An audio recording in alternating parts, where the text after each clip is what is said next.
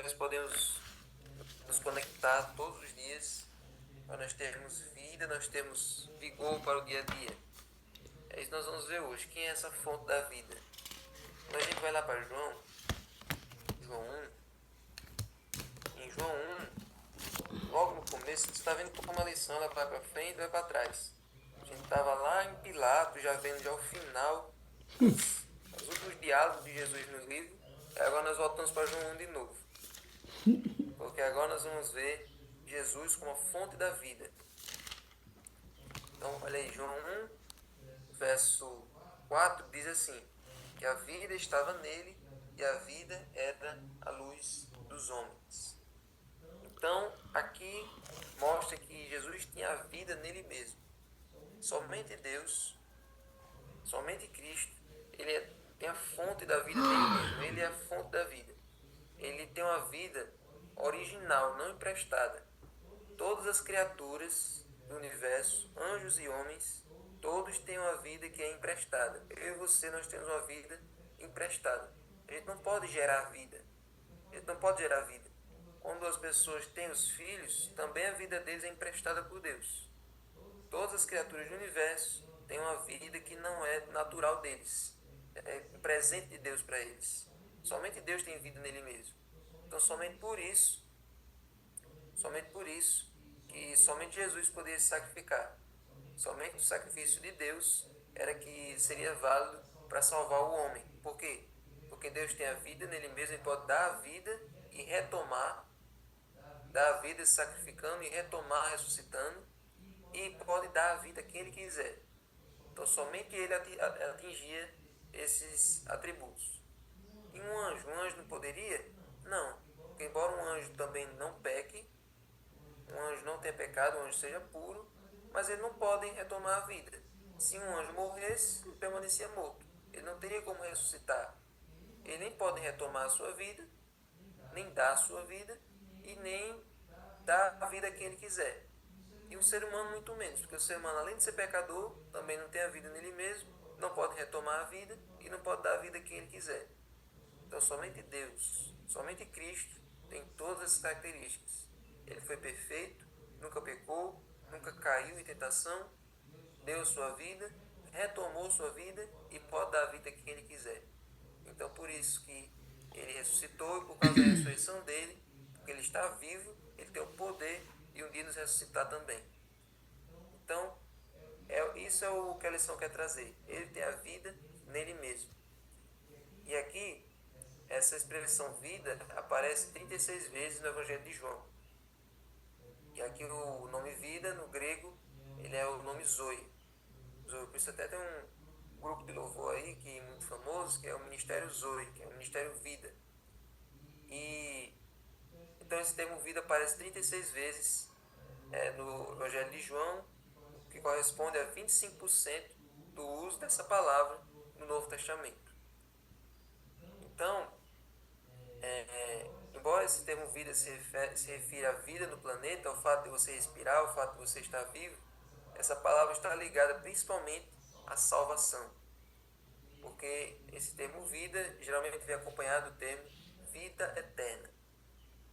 Então, o mesmo ser que deu origem à vida nesse mundo, que faz todos nós respirarmos, o mesmo ser que criou você, ele pode dar a salvação e também a vida eterna. Então isso tudo nós vemos ao longo do livro de João. Então, no livro de João, tem vários textos que dizem por que Jesus veio ao mundo. Por que ele veio? O Evangelho de João diz várias vezes. Por exemplo, em João 1,29, diz que Jesus veio como o Cordeiro de Deus para tirar os pecados do mundo. Em João 3,16, diz que todo aquele que nele crê tenha a vida eterna. Em João 6,40, também diz a mesma coisa. Em João 6,40, quando ele está falando sobre ser o pão da vida, ele diz assim: de fato, a vontade do meu Pai é que todo aquele que viu o Filho e nele crê tenha a vida eterna, e eu ressuscitarei no último dia. Então, toda pessoa que vem até Cristo recebe a vida eterna. Aí, João 10,10. Eu vim para que tenham vida e a tenham em abundância. E no João 12,27, falando do seu sacrifício, Jesus diz o seguinte: agora minha alma está angustiada, e o que direi? Pai, salva-me dessa hora? Não, pois foi precisamente com esse propósito que eu vim para esta hora. Então ele veio para salvar os pecados, tirar os pecados do mundo, nos dar vida eterna, e que já nessa vida que nós vivemos aqui nós possamos ter vida em abundância, e ele também veio para dar a sua vida, porque dando a sua vida ele poderia retomar e então nos dar o direito de ressuscitar um dia. Então tudo isso aqui resume o ministério de Jesus. Tudo isso aqui resume. E em João 3, 14 e 15, Jesus compara o seu sacrifício com aquele episódio lá no deserto, em que Moisés levantou a serpente de bronze no deserto. Todo mundo ali estava sendo picado pela serpente. Estava tendo ali um episódio em que as serpentes estavam picando o povo. As pessoas estavam morrendo à míngua. E aí Deus disse: pegue uma serpente, faça uma serpente de bronze, coloque nessa estaca, e todo mundo que olhar para a serpente vai ser curado, vai sobreviver. E por que Deus fez isso? Para ilustrar como seria a crucificação de Jesus. Há vários textos na Bíblia que dizem que Jesus se fez pecado por nós. Ele se tornou a vergonha do pecado. Então toda pessoa que olhasse para aquela imagem horrível da serpente pendurada, e toda pessoa que olha para Cristo pendurado na cruz é salvo, é liberto. Então a gente tem vida em olhar para aquela imagem.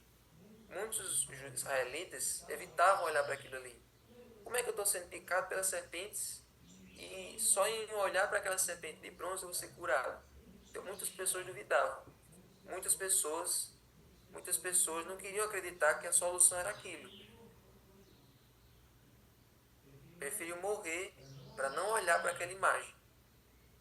E da mesma maneira, tem muitas pessoas que preferem se perder do que aceitar uma mensagem como essa que nós pregamos. Do Cristo que se humilhou, do Cristo que foi torturado, do Cristo que morreu aquela morte terrível. Então, tem muitas pessoas hoje que cometem o mesmo erro dos israelitas. Mas a verdade é que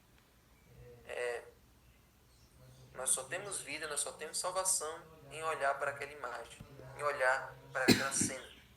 Então, ele assumiu a penalidade que era nossa para que possamos ter a vida que era dele. Essa é a verdade. E em João 10:10, como eu disse, Jesus afirma que nós podemos ter vida e vida em abundância. Então, a boa notícia, gente, é que Jesus não promete a vida eterna só depois da ressurreição. Você já pode ter um vislumbre da vida eterna já nessa vida aqui. O céu não vai começar somente depois da volta de Jesus. O céu pode começar hoje. O céu começa aqui. Você começa a sentir com um gostinho da vida eterna a partir do momento em que você deixa Jesus entrar na sua vida. Você começa a sentir como é o céu já aqui. Quando você, como diz a música, quando você se ajoelha para orar, quando você aprende a perdoar, né? Quando a gente vai para a igreja, na igreja, no sábado, a gente tem um trailer de como é que vai ser a eternidade. Então, o céu pode começar aqui se Jesus estiver na sua vida. Então, a vida está nele. Você tem se conectado à fonte da vida? Você tem ido beber da água da vida? Ou você tem ido cavar cisternas rotas, como diz lá em Jeremias? O problema das pessoas é que elas acham que pode ter vida nelas mesmas. Que elas podem caçar em outras fontes aquilo que só podem achar em plenitude em Deus. Então, peça a Deus hoje. Busque a Deus hoje. Vinde às águas, para que você seja saciado. Vamos orar? Senhor Deus, agora abençoa o estudo do livro, o serviço cristão, para que nós possamos aprender como cumprir essa obra, como colocar em prática aquilo que nós aprendemos. Nos ajuda, Senhor, todos os dias, nos conectar à fonte da vida, para que possamos ter vida em abundância, para que possamos ter vida eterna e também levarmos um pouco dessa vida que nós temos para as outras pessoas. Em nome de Jesus, amém. Amém.